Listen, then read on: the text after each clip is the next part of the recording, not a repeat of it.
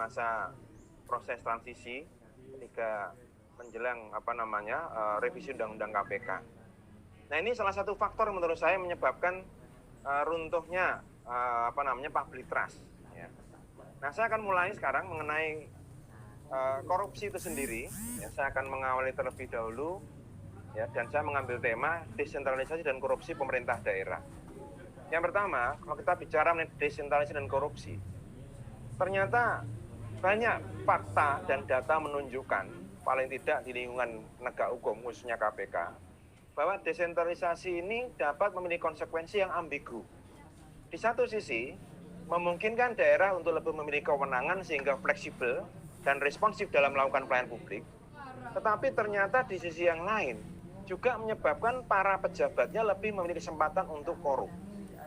Ya, diskusi-diskusi mengenai bagaimana petahana mengeksploitasi dana COVID, ya, kemudian memobilisasi ASN, pergantian jabatan di masa menjelang pilkada dilaksanakan. Meskipun juga cukup banyak petahana yang kalah, ya, tidak semua petahana begitu. Tapi cukup banyak petahana ini yang memainkan kewenangan. Ya, sehingga ketika kemudian dia terpilih kembali di kemudian hari, seperti kita lihat dari data-data di KPK itu, ya, korupsi di lingkungan perizinan di Kalimantan Timur misalnya, Kalimantan Selatan juga kita bisa melihat bagaimana dampaknya pada banjir, korupsi izin pertambangan, sumber daya alam, ya. Ini semua terjadi karena apa? Karena mengeksploitasi kewenangan untuk kepentingan political cause dalam pilkada. Ketika pejabat mengkorup uang dari anggaran pendapatan dan belanja daerah atau APBD, atau meminta uang dari individu atau perusahaan yang berbisnis, ya, dengan atau diatur oleh pemerintah daerah, maka akan terjadi kenaikan biaya pemerintah, peraturan yang tak dijalankan, dan secara umum mereduksi kualitas penyelenggaraan pemerintahan.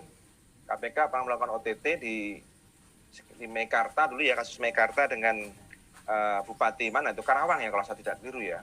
Itu juga salah satu Bupati di Bekasi, ya, kalau tidak salah, ya, Bupati di Bekasi, ya. Ini juga salah satu cerminan dari sistem pemerintah daerah yang korup, ya. Nah, sebelum kita masuk lebih jauh, kita ingin melihat terlebih dahulu mengenai tipologi korupsi. Saya rasa juga sudah banyak yang pelajari hal ini. Saya ingin mengutip tulisan yang sudah banyak dikutip orang, yaitu Anwar Shah, seorang peneliti orang Malaysia, dan Mark Skater yang menulis buku Combating Corruption, Look Before You Leap, Finance and Development. Dikatakan oleh mereka bahwa korupsi ini mencakup 3 jenis luas kategori. Pertama, mereka menyebutnya dengan grand corruption, yaitu manakala sejumlah pejabat melakukan pencurian atau penyalahgunaan sumber daya publik secara besar-besaran.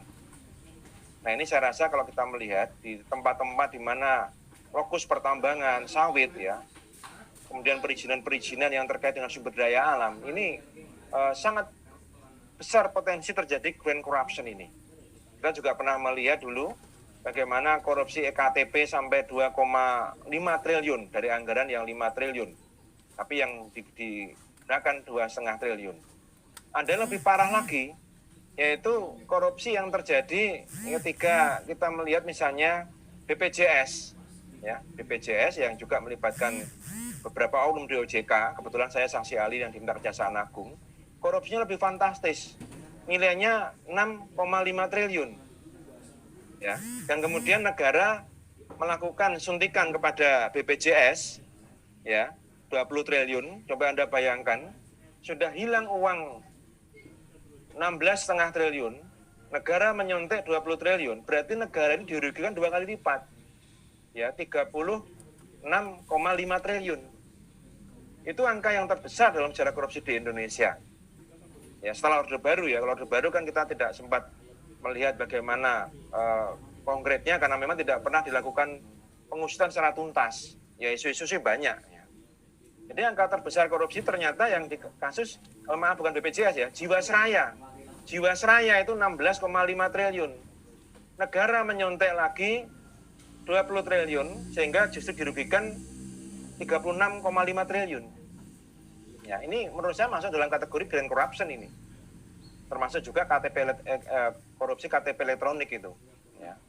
uangnya diputar-putar di luar negeri, di Mauritius, lalu kembali lewat Singapura, akhirnya ditukarkan di salah satu money changer kecil di Jakarta, ya, di satu daerah di Jakarta.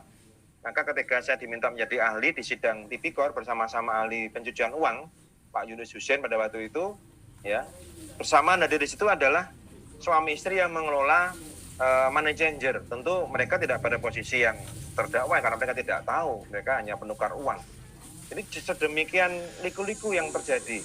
Di kasus KTP elektronik itu ada pertanyaan yang unik dari hakim ketika saya menjadi ahli dalam sidang itu. Karena apa? Karena Pak Setia Novanto ini sudah tidak di posisi ketua DPR, dia menjalankan sanksi kode etik dan diturunkan posisinya menjadi ketua fraksi, ya. Ternyata kemudian meskipun dia di posisi ketua fraksi yang tugasnya hanya mengordinir orang-orang di fraksinya, ternyata dia menjadi pengendali kasus korupsi KTP elektronik itu. Sehingga lahirlah sebuah temuan jurisprudensi yang saya katakan pada waktu itu bahwa korupsi ini tidak selalu linear dengan kewenangan. Ya, kalau semula kan pintu masuknya pasti ada penyalahgunaan wewenang. Ya, jadi setiap pelaku korupsi pasti punya wewenang. Nah, Setnov ini tidak, tapi dia mengendalikan. Maka lahirlah sebuah doktrin yang penting, ya, dalam sidang itu yang saya sampaikan pada waktu itu bahwa korupsi ini tidak selalu linear dengan kewenangan. Yang kedua, state capture atau regulatory capture, yaitu kolusi resiprokal, ya, timbal balik yang dilakukan oleh agen-agen pemerintah dan swasta untuk memperoleh keuntungan pribadi. Kita bisa lihat contoh misalnya kasus korupsi dana bansos yang melibatkan oknum-oknum termasuk menterinya di Kemensos, ya, dan juga pihak swasta yang menyediakan barang itu, ya, dan akhirnya sekarang untuk memperbaiki kan diganti menterinya, ya, dan kemudian juga pola pembelian bansosnya juga diubah, sekarang menggunakan sistem tunai langsung ditransfer, ya. Kalau dulu kan dengan barang-barang yang dibeli, dan ini kan sangat fantastis, ya, karena dilakukan OTT saat sedang belanja tamasya di Amerika Serikat, ya.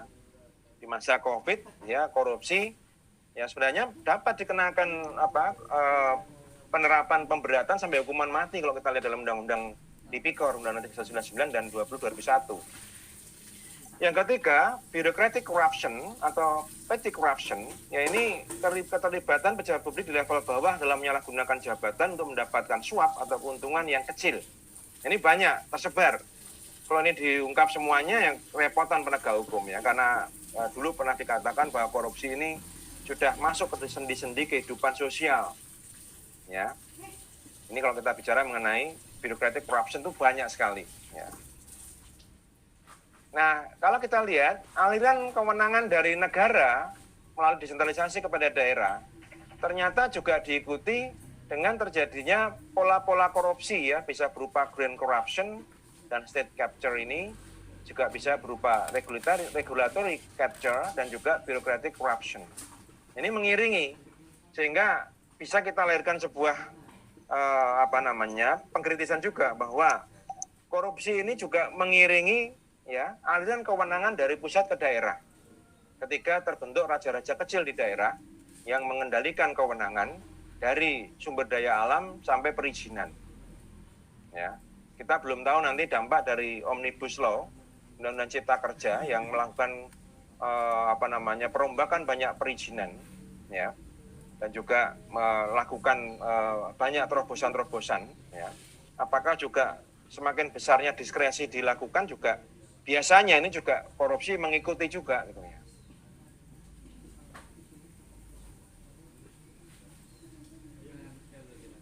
Nah, mari kita lihat berikutnya, grand corruption.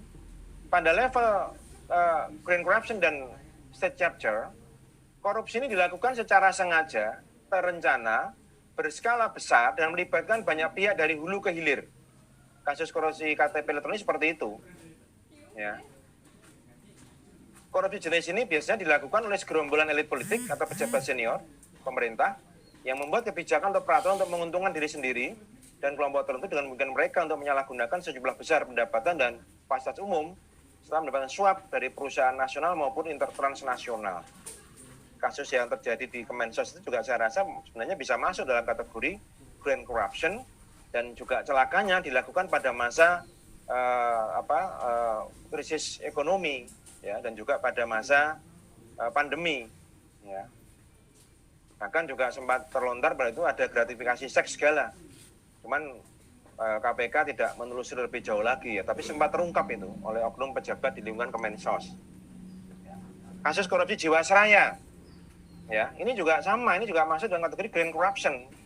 Karena besarannya ini fantastis, 16,5 triliun. Ya.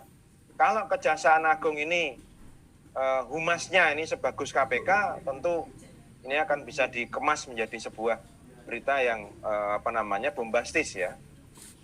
Karena angkanya ini memang terbesar dalam sejarah korupsi Indonesia, yang terbesar ditangani oleh Kejaksaan Agung ini, korupsi Jiwasraya 16,5 triliun. Ya, dan ini melibatkan OJK, jabat di lingkungan OJK. Kebetulan saya tahu, ya, karena saya ada di dalam kasus itu sebagai expert yang diminta Kejaksaan Agung. Ini lebih besar daripada KTP elektronik, saya juga menjadi ahli di situ.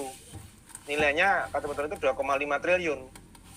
Dari anggaran 5 triliun yang dianggarkan untuk pengadaan KTP elektronik. Kemudian state capture atau regulatory chapter, ini adalah korupsi yang dilakukan dengan memanfaatkan fasilitas, peraturan, sumber daya yang sudah ada tanpa harus merencanakan dari dulu. Jadi korupsi ini juga bisa terjadi karena pemanfaatan fasilitas atau bahkan melalui korupsi melalui regulasi. Ya.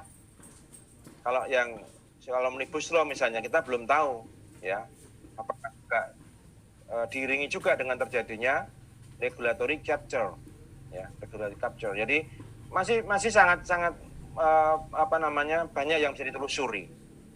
Kemudian bureaucratic corruption ini pada level pemerintahan daerah, ini biasanya dilakukan oleh pegawai negeri sipil yang menjadi pelaksana kebijakan pemerintah. Korupsi ini biasa terjadi pada titik pertukaran antara PNI dan warga negara atau kepada siapa mereka memberikan pelayanan publik secara langsung. Misalnya layanan imigrasi, kepolisian, rumah sakit, pajak, sekolah, otoritas perizinan. Jadi interaksi antara state and society atau state dan market ini juga terbuka peluang untuk terjadinya bureaucratic corruption. Ya, maka KPK pernah melakukan riset. Ternyata temuannya kasus korupsi yang ditangani KPK itu 90% terjadi di sektor pengadaan barang dan jasa. Padahal kalau Anda lihat sekarang di Perpres 16 2018, ini ada yang unik di situ. Kalau misalnya penegak hukum sudah melakukan proses penyidikan dan bersamaan juga ada pemeriksaan oleh aparat pengawasan internal, di dalam Perpres itu dikatakan penegak hukum harus ngalah, harus menyerahkan kepada aparat pengawasan internal. Ya, itu di Perpres 16 2018 tentang pengadaan barang dan jasa. Ya, saya tahu karena saya kebetulan mengajar bidang itu. Dan saya sendiri juga kebetulan memiliki sertifikat kompetensi keahlian di bidang pengadaan barang dan jasa. Dan saya menelusuri dari teknis operasional. Saya juga menulis buku mengenai pengadaan barang dan jasa yang diterbitkan oleh penerbit Atmajaya. Punya warna biru, judulnya Hukum Pengadaan Barang dan Jasa. Nah, KPK menelusuri bahwa lebih dari 90% kasus korupsi terjadi di sektor pengadaan barang dan jasa. Maka kemudian saya menulis buku itu supaya juga bisa mengawal, ya. Karena korupsi ternyata terbanyak di sektor pengadaan barang dan jasa. Karena apa? Karena ada interaksi antara state dan civil society, ya, state dan society, dan interaksi antara state dan market. Ya. Di titik ini bisa terjadi pertukaran, ya, terjadi kolusi.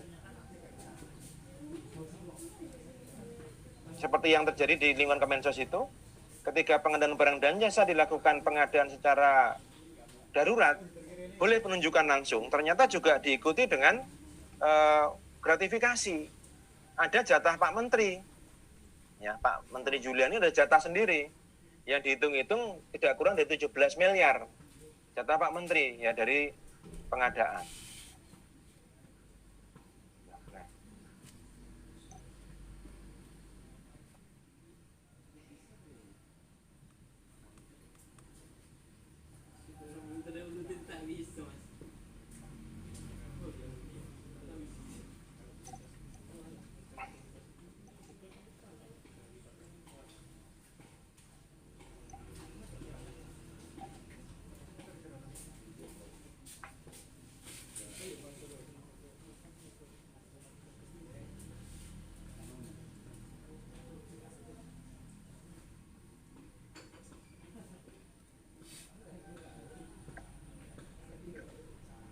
Pak Riawan kok hilang suaranya ya? Ya, sudah masuk lagi? Oh iya, sudah. Sudah, Pak. Pesan khusus nih ya, Pak. Ya ini ya. Ya, saya teruskan lagi. Kita sampai pada bureaucratic corruption. Ya. Nah, menurut KPK ada 8 kelompok tindak pidana korupsi yang selama ini terjadi. Tadi yang pertama sudah saya sebutkan, yaitu tindak pidana korupsi dalam pengadaan barang dan jasa yang dibiayai APBN maupun APBD. Nah ini, tadi saya katakan jumlahnya menurut penelitian KPK lebih dari 90%. Ya. Kemudian yang kedua, TPK dalam penyalahgunaan anggaran. Ya. Ini kalau sekarang kan banyak terjadi korupsi dana bantuan COVID itu loh. Ya. Kalau incumbent sudah tidak nyalon lagi, maka dia nggak menganggarkan, sehingga penanganan COVID yang harusnya anggarannya lebih besar, dia ternyata lebih kecil. Kalau incumbent-nya misalnya ingin mencalonkan lagi, maka akan ada jumlah anggaran yang besar, dan kemudian itu pun di markup atau di markdown dalam pengadaan. Kemudian TPK dalam perizinan sumber daya alam yang tidak sesuai ketentuan, seperti di Kalimantan Timur, Kalimantan Selatan, ini harus ditelusuri nih. Halo? Halo? Iya, Pak. Iya, Masih dengar ya suara ya? Iya, masih. Baik. Berikutnya, TPK penggelapan dalam jabatan. Dalam penggelapan dalam jabatan. Ya, ini juga banyak terjadi karena orang punya kewenangan dan barang di tangannya, maka ini dilakukan penggelapan. Kemudian TPK pemerasan dalam jabatan. Ya, kasus yang terjadi dalam OTT Bupati di Karawang atau Bekasi itu ya, yang menyangkut Meikarta itu sebenarnya kalau Meikartanya lapor itu sebenarnya masuk ke pemerasan. Ya. Kemudian TPK penerimaan suap, TPK gratifikasi seperti kasusnya Pak Yuliani di Kemensos itu. Kemudian TPK penerimaan uang dan barang yang berhubungan dengan jabatan. TPK penerimaan uang dan barang yang berhubungan dengan jabatan. Nah, ini juga sering terjadi dalam kasus-kasus korupsi. Modus tindak pidana korupsi di daerah, ini mohon maaf agak banyak ya, lebih dari 15, ini sudah dilihat polanya oleh KPK. Ya. Pertama, pengusaha menggunakan pengaruh pejabat pusat untuk membujuk kepala daerah, pejabat daerah mengintervensi proses pengadaan dalam rangka memenangkan pengusaha, meninggikan harga atau nilai kontrak, dan pengusaha tersebut memberikan jumlah uang kepada pejabat pusat maupun daerah. Ini korupsi pengadaan. Jumlahnya lebih dari 90%. Ya. Maka biasanya dalam kasus korupsi itu, kalau mau menyelidiki atau menyidik PA, pengguna anggaran, pasti juga akan dimulai dengan menyidik PPK, pejabat pembuat komitmen. Ya, karena dari situ pintu masuknya. Yang kedua, pengusaha mempengaruhi kepala daerah atau pejabat daerah untuk mengintervensi pengadaan agar rekanan tertentu dimenangkan dalam tender atau ditunjuk langsung. Dan harga barang bisa dinaikkan atau markup, kemudian selisihnya dibagi-bagikan. Ya, bahkan seorang PNS mengatakan sudah lazim itu. Biasanya ada uang yang disediakan untuk pihak pengguna, yaitu dari pemerintah itu sekitar 1,5%, itu sudah lazim. Ya, capek penegak hukum kalau harus memulai di sini. Bahkan KPK pernah melakukan OTT yang melibatkan seorang jaksa di Jogja, tetapi interaksinya terjadi di Solo. Ya, ini juga terkait dengan pengadaan di anggaran pemerintah Kota Jogja. Yang ketiga, panitia pengadaan membuat spesifikasi barang yang mengarah ke merek atau produk tertentu dalam rangka memenangkan tekanan tertentu dan melakukan harga barang atau nilai kontrak. Saya sebenarnya sedang menangani kasus ini di Kalimantan Selatan, ya, di Banjarmasin. Tapi di Kalimantan Barat, ya, di Kalimantan Barat di Pontianak, ya. Ada kasus semacam ini melibatkan dokter, tapi karena masa COVID mungkin ya ini sudah menguap dengan sendirinya, ya, karena sekarang dokter lebih dari 600 meninggal, yang hidup kalaupun korupsi dikit-dikit ya diberi kesempatan untuk tetap bertugas mungkin, ya, karena kekurangan dokter yang mati kena COVID kebanyakan. Ini kasusnya sampai sekarang masih belum jalan itu di Pontianak. Seperti ini, Jadi penunjukan alkes tapi dengan mengarah ke merek atau produk tertentu. Yang keempat, kepala daerah atau pejabat daerah memerintahkan bawahannya untuk mencairkan dan menggunakan dana atau anggaran yang tidak sesuai dengan peruntukannya. Kemudian mempertanggungjawabkan pengeluaran dimaksud dengan menggunakan bukti-bukti yang tidak benar atau fiktif. Nah, ini ya. Jadi ini terkait dengan aliran keuangan.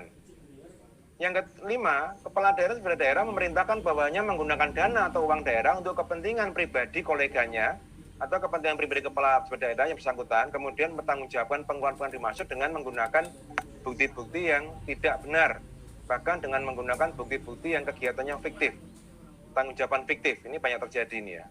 Dulu pernah ada kasus korupsi di saya lupa ya, di Pak Jero Wajek, ini kasusnya seperti ini, DOM ya, dana operasional menteri dengan pertanggungjawaban fiktif. Dulu Kementerian Pariwisata ya, saya dulu ya, di era sebelumnya. Kepala daerah menerbitkan peraturan daerah sebagai dasar pemberian upah pungut atau honor dengan menggunakan dasar peraturan perundang-undangan lebih tinggi yang tidak berlaku lagi. Ini terjadi di Surabaya sebenarnya.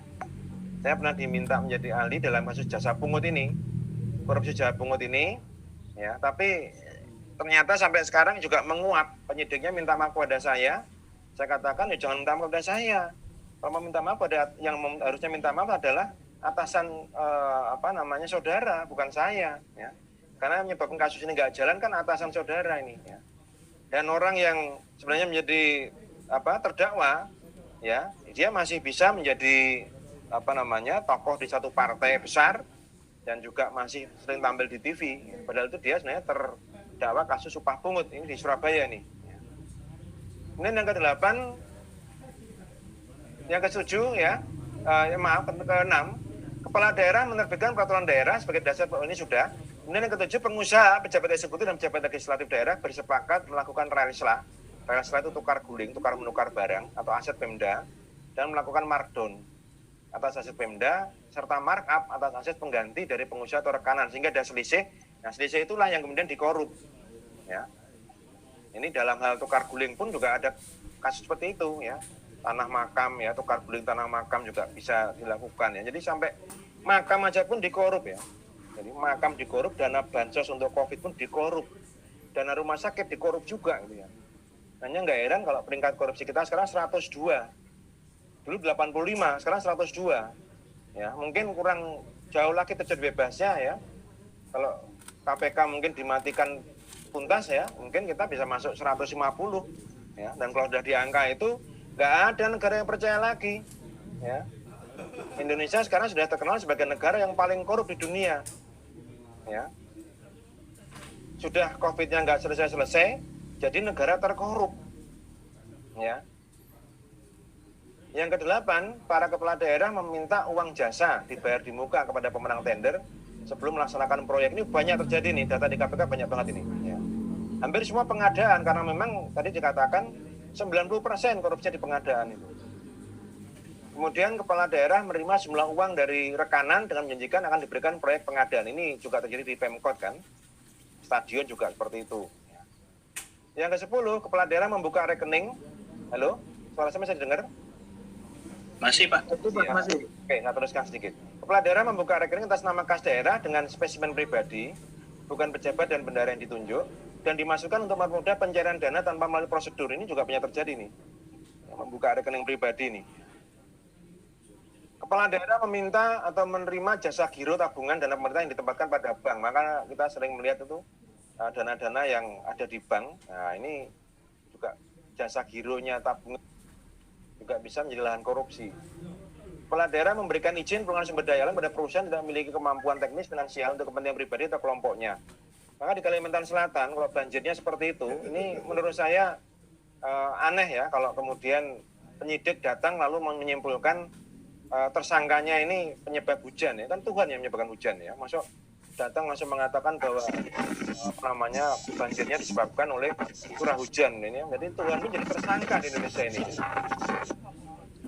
Kemudian kepala daerah menerima uang atau barang yang berhubungan dengan proses perizinan yang dikeluarkannya. Nah, ini banyak banget ya, Kalimantan Timur ya. Ini juga dulu saya menangani anaknya Pak Syaukani ini kan juga pernah kasus seperti itu. Menerima uang proses perizinan. Ini korupsi perizinan. Ya. Kemudian yang ke-14, kepala daerah atau keluarga atau kelompoknya membeli lebih dulu barang dengan harga yang murah, kemudian dijual kembali kepada instansinya dengan harga yang sudah di markup. Ini juga banyak terjadi korupsi semacam ini. Kepala daerah meminta bawahannya untuk mencicilkan barang pribadinya menggunakan anggaran daerah. Ini juga ada yang seperti itu ya. Jadi ini dremis, ya, sejauhnya itu dremis ya. Jadi pejabat kok dremis ya, nyicil aja pakai anggaran daerah. Ya. Tahu yang dremis ya? Mungkin nggak, yang bukan dari Jawa mungkin nggak tahu dremis itu apa ya? Ya, sudah punya kekuasaan yang masih ngopeni barang-barang cilik itu loh, barang-barang kecil itu dremis. Kemudian kepala daerah memberikan dana kepada pejabat tertentu dengan beban kepada anggaran dengan alasan pengurusan dana alokasi umum atau dana alokasi khusus. Oh, ini juga banyak banget ini ya. Jadi korupsi-korupsi di DAK dan DAU banyak banget. Kemudian kepala daerah memberikan dana kepada DPRD dalam proses penyusunan APBD. Ini sudah tren. Ya, memang kalau ada kepala daerah, misalnya kita melihat di Jakarta itu kan dulu Ahok itu kan kesandung di sini. Dia nggak mau ngasih apa-apa ke DPRD, DPRD-nya teriak-teriak ya. Demikian juga yang terjadi di Jember. Bu Faida, Dr. Faida juga begitu ya. Dia dijatuhkan secara politik ya, kemudian dimasulkan ya. Dan ternyata Mahkamah Agung tidak menyetujuinya. Meskipun akhirnya Bu Faida juga kalah. Karena memang sudah terlanjur dijatuhkan kredibilitasnya. Dan dicari-cari kasus korupsinya nggak ada karena nggak korupsi. Kemudian kepala daerah mengeluarkan dana untuk perkara pribadi dengan beban anggaran daerah. Ya, jadi ini 18 modus yang terjadi di lingkungan korupsi di daerah yang sudah ditelusuri, ini terutama KPK nih ya yang melakukan penelusuran ini. Nah, yang terakhir saya ingin sampaikan ya, ini sekaligus merayakan kejatuhan terjun bebas Indonesia dari 85 ke 102. Ya. Ini kan jarang diberitakan toh. Ya. Biasanya beritanya vaksin terus. Ya, memang itu bukan. Tapi yang turun 102 ini kok tidak diberitakan. Nah, ini sambil merayakan saya mau menyebutkan ya, kendala dengan korupsi saat ini apa? Ini saya gali dari berbagai informasi termasuk dari penyidik dan juga dari para pengambil kebijakan di lingkungan penegak hukum. Ya. Pertama, pergeseran karakter penentuan kerugian negara dari potential loss menjadi actual loss yang berdampak terhadap karakter delik pada pasal 2 ayat 1 dan pasal 3 Undang-Undang Tipikor berdasarkan putusan Mahkamah Konstitusi nomor 25 tahun 2016. Saya sebenarnya sudah menyiapkan jurnal internasional mengenai ini. Saya analisis pribadi sendiri berdasarkan pengalaman saya. Nah, ternyata ada satu pertimbangan yang aneh ya. Nggak tahu ini Hakim MK yang memutuskan ini kesambet apa ini, saya nggak tahu. Karena itu kan ada dissenting opinion juga itu ya. Dia mengujinya itu ternyata diam-diam menggunakan undang-undang administrasi pemerintahan. Ya. Meskipun tampak formalnya menggunakan undang-undang dasar. Jadi inilah yang sangat fatal ini. Saya sudah melakukan riset dan bentar lagi kalau sudah publish tentu akan saya informasikan ya. Apa dampaknya dari pergeseran konsep potential loss menjadi actual loss ini. Dan ini kendala betul ini. Dalam sidang terakhir ketika saya sedang menangani kasus juga ini dengan KPK korupsi PT DI Dirgantara Indonesia.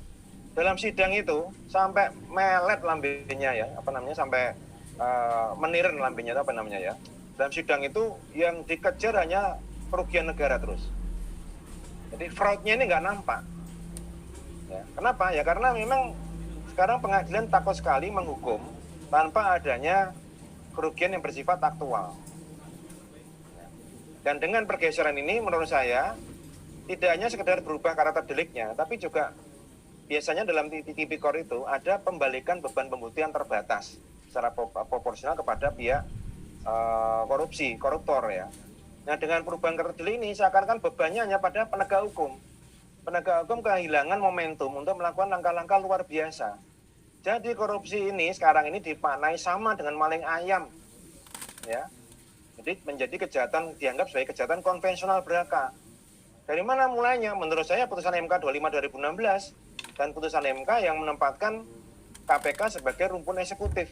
Ini kesalahan fatal ini. Ya. Sekarang kalau Anda lihat di KPK ini sedang sibuk reposisi ini. Semua akan di ASN-kan semua. Ya. Padahal kalau kita lihat di OJK ini juga pegawainya bukan ASN ada kok. Seperti KPK ini. Tapi kenapa nggak bingung? Hanya KPK yang terus target. Ya. Ini menurut saya termasuk kendala yang sangat fatal dan kita sudah menerima buahnya ya dengan angka 102. Jadi kita ini sekarang sekelas Gambia. Ya, negara-negara Afrika yang miskin, yang korup itu kita sekarang di situ. Dengan Malaysia aja jauh banget kita. Ya, mereka punya lembaga anti rasuah aparatnya 6.000. Ya. Kita lembaga anti korupsi kita ini KPK ini ya macam-macam ya, termasuk hoaxnya yang dikembangkan oleh Basar itu. Ya. Ada polisi Taliban dan macam-macam itu. Saya di dalamnya itu nggak pernah menemukan ya.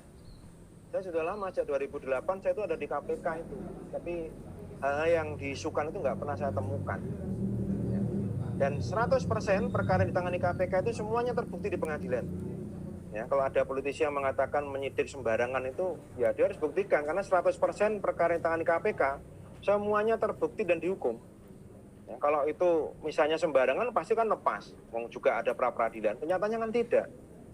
Kemudian yang kedua, pelemahan KPK melalui regulation policy. Ini terjadi nih, revisi undang-undang KPK, kemudian nanti PP mengenai pengalian pegawai KPK menjadi ASN, ya. Tentu ini akan menjadi kendala tersendiri, ketakutan tersendiri bagi pegawai di KPK karena mereka tidak lagi diperkenankan mengembangkan sistem budaya organisasi sendiri. Jadi KPK ini dianggap kayak kementerian, ya, dianggap kayak kecamatan, kelurahan, ya. Nah inilah ya yang menyebabkan angka korupsi kita ini sekarang kita menjadi sekelas Gambia, Zimbabwe, ya. Jadi sering kan didengung-dengungkan Indonesia ini akan sudah akan ada mobil listrik. Dulu juga ada mobil apa itu? Dulu juga ada mobil apa? Mobil SMK kan? Mobil SMK. Sekarang mobil listrik ya. Ya boleh saja nggak masalah mau ada inovasi, tapi jangan lupa korupsinya ini juga ditangani gitu loh ya. Saya juga belum tahu perkembangan kasus Harun Masiku itu seperti apa ya. Konon dengar-dengar malah sudah mati dia. Ya kan KPK ini ringsek kan gara-gara kasus itu. Saya juga diminta menjadi ahli dalam kasus itu sebenarnya. Saya tanya, apakah penyidik berani menangani ini? Ya. Dia mengatakan, ya ini konsekuensi tugas Pak. Ya sudah, saya akan bantu sebagai expert, tapi resikonya pasti ada. Ternyata betul. Sejak kasus itu kemudian lahirlah undang-undang revisi KPK itu. Ya.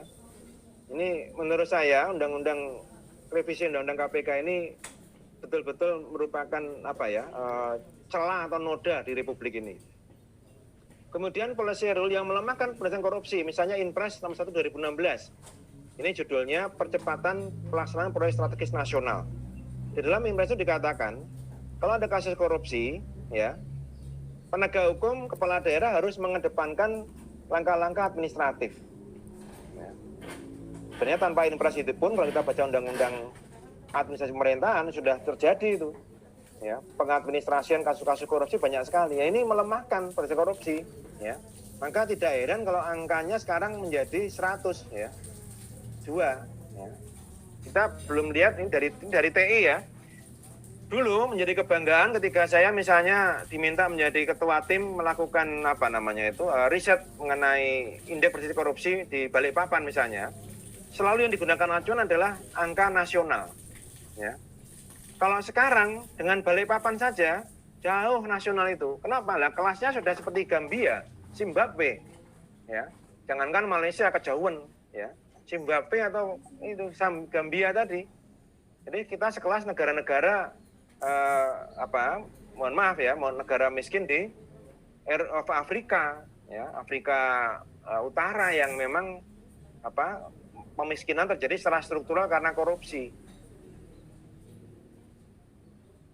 Dan kita juga belum kita melihat juga ya bagaimana hasil dari seleksi pimpinan KPK kemarin, ya. Kita melihat bagaimana pimpinan KPK ini cukup banyak yang bermasalah, ya. Kalau saya tadi yang saya ceritakan tadi itu saya melihat sendiri ya. Jadi saya menceritakan kebanggaan saya tidak pernah menjadi ahli dari pihak koruptor. Ternyata pimpinan KPK, seorang pimpinan KPK tidak mengapresiasi, ya, malah mendelegitimasi, ya. Ini aneh dan terpilih kembali nih, ya. Ini negara sakit, negara gila ini kayak menurut saya nih, ya. Berikutnya, tersebarnya lokus-lokus kewenangan yang menjadi area tipikor di berbagai daerah, ya, terlalu banyak, ya. Jadi sebaran pilkada ini juga sebenarnya juga menjadi sebaran potensi korupsi, ya.